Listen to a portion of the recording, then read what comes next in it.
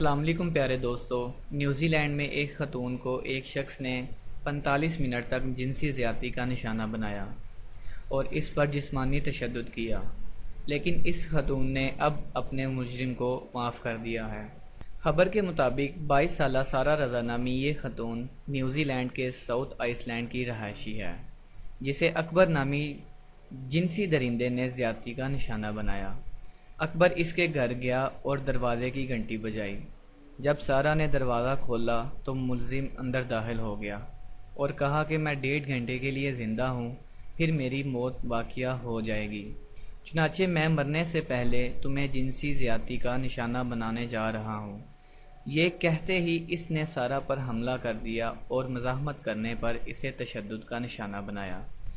تشدد سے سارہ کے سر اور چہرے پر شدید چوٹیں آئیں۔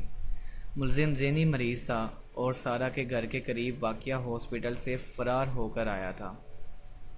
سارہ نے گزشتہ روز گفتگو کرتے ہوئے کہا کہ اس شخص نے میرے ساتھ ایسا سلوک کیا جیسے میں انسان نہیں بلکہ گوشت کا ٹکڑا تھی۔ وہ اس قدر وحشی تھا کہ میں اسے روکنے کے لیے کچھ نہ کر سکی، تاہم میں اس کا الزام اسے نہیں دیتی کیونکہ اس کی ذہنی حالت ہی ایسی تھی۔ جب اس نے مجھے جنسی زیادتی کا نشانہ بنانا شروع کیا تو میرے وجود کا ایک حصہ بھی ایسا نہیں تھا جس نے میرا ساتھ چھوڑ دیا۔ میں نے صرف اپنی جان بچانے کی کوشش کی۔ میں اس قدر خوف زدہ ہو گئی تھی کہ میں جنسی زیادتی سے بچنے کے لیے مزاحمت نہ کر سکی۔ وہ شخص تو ذہنی مریض تھا۔